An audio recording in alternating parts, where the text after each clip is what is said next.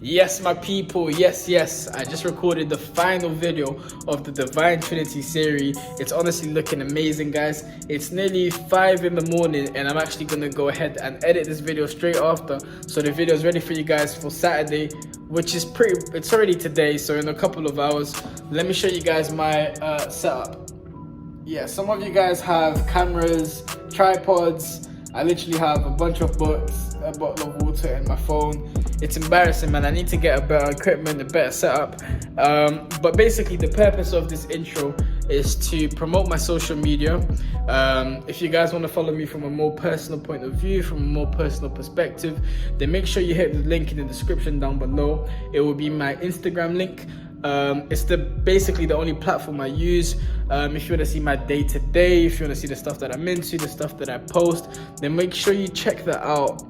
Yeah, I got a mad spot still that's looking a bit mad, but yeah, make sure you hit the link in the description down below, and yeah, enjoy the video, guys.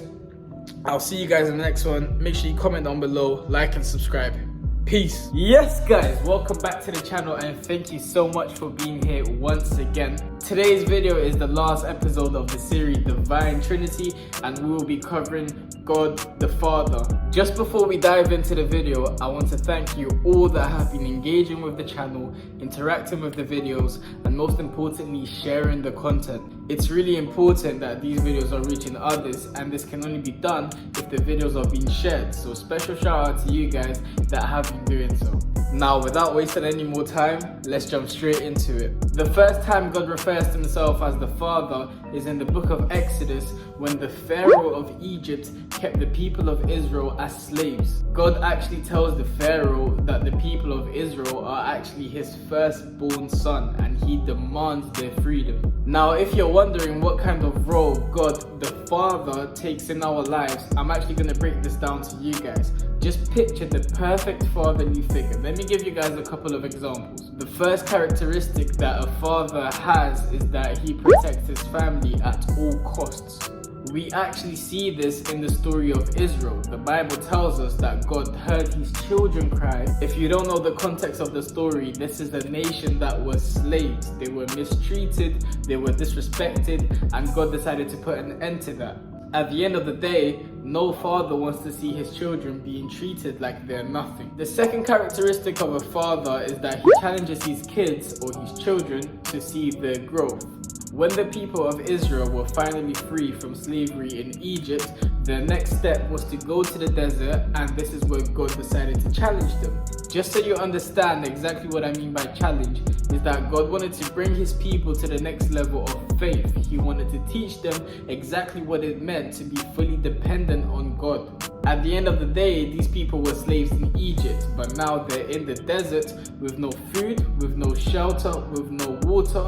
How are they going to survive? But God was trying to teach them that he was the provider. He is the provider now that they're in the desert, but he was still the provider when they were slaves in Egypt. But funnily enough, a lot of them didn't pass the challenge. They didn't succeed this test, and there was a consequence. The consequence was that God disciplined them in the desert, and he actually forbid them from entering the promised land.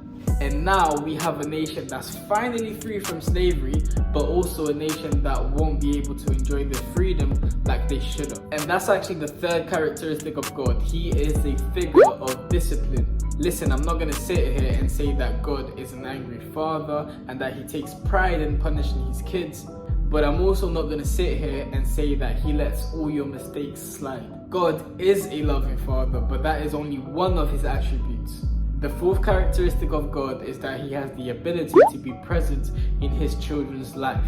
Although the children of Israel did not see the promised land, they still spent the next 40 years in the desert, and God provided food, water, warmth, protection, and most importantly, health. There's been so many times when I'm at home, and I'm currently home office based, and I'm sitting by myself, and then there's just this feeling that someone is watching over me. Sometimes there's even a feeling that someone is sitting right next to me, and then I get this thoughts, this feeling, and it's like God's telling me that he's there. You know, I'm working from home, I'm sending out emails, but he's still there. I may be jumping on calls, but he's still there. I may be washing the dishes, or I may be cooking some food, and it's like he's telling me he's still there.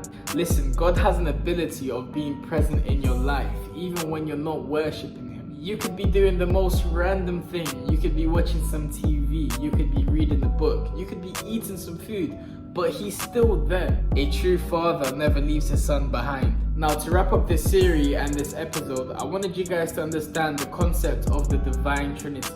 The Father is not the Son, and nor is the Son the Father.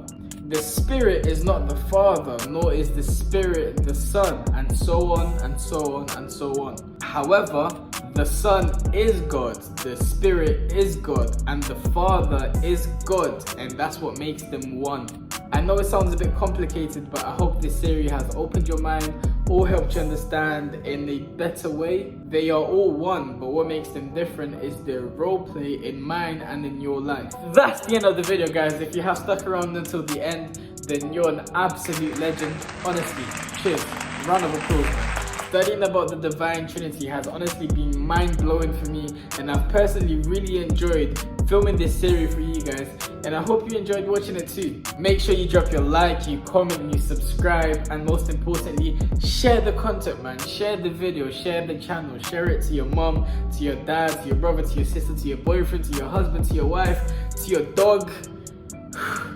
And lastly, comment down below what you guys thought of this series. I'm really keen on having some feedback and finding out from my viewers what kind of content you guys want to see. As always, guys, it's been a pleasure to be here with you today, and I'll catch you on the next one.